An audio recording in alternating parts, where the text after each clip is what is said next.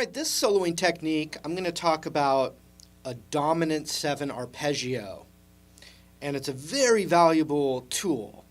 Now, if I took a C7 chord, so that's the C note, that's the 8th fret, and I play like a regular major bar chord, but then I take my pinky off. That's called a C7 chord.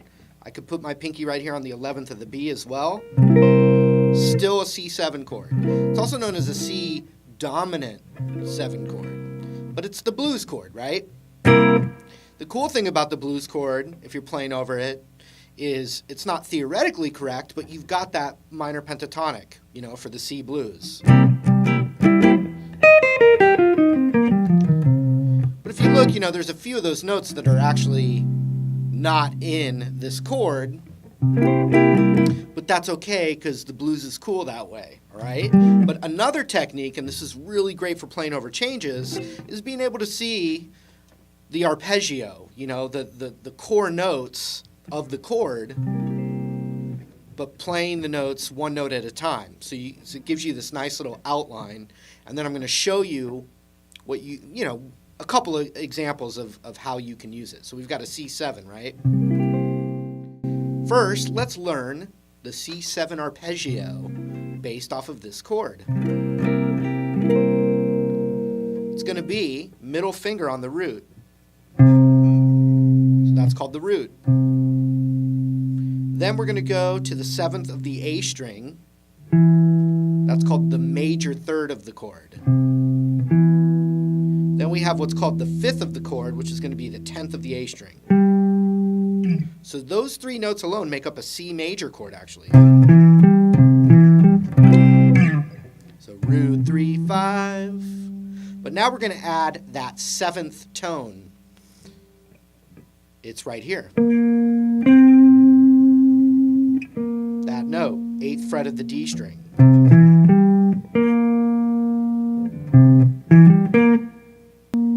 Now there's going to be times where you're going to want to use your index there,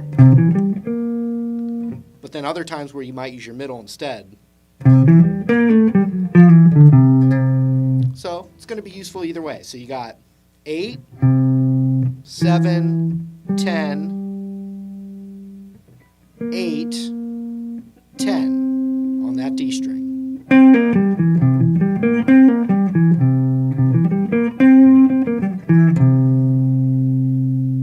Now if we start here on this root, which is the 10 of the D, then it's going to look like this.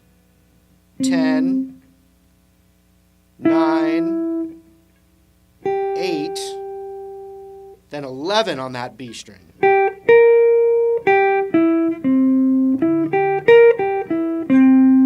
Listen to how that's an octave up.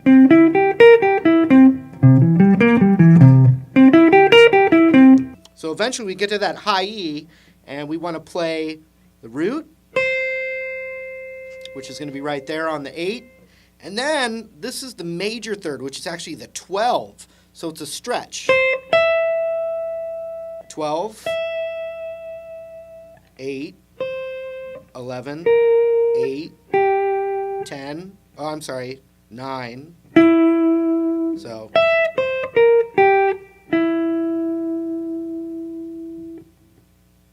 10, 8, 10, 7, 8.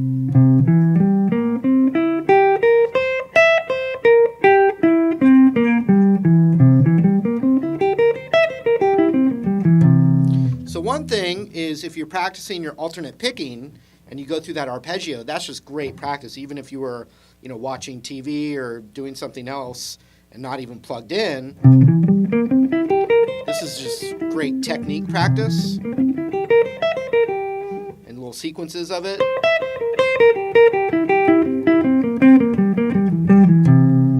All right, so that's one thing. But now let's look at just one little tiny little thing that we can do to make that into some music. This note is the 3rd. It's also right here. And it's also way up here. What we want to do, whenever we're hitting that note, we're going to slide up to it from a half step below. So check it out. That would look like this instead we go.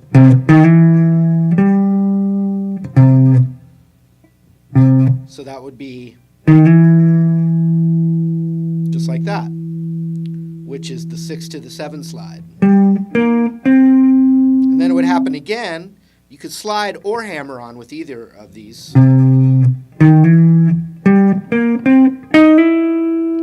So right there, we're hammering the 8 to the 9 on the G string. And then we keep going. And then how do we do this last one? We're going to slide from 11 up to the 12. So even if we're descending the arpeggio, we're still going to slide or hammer up into those thirds. So watch.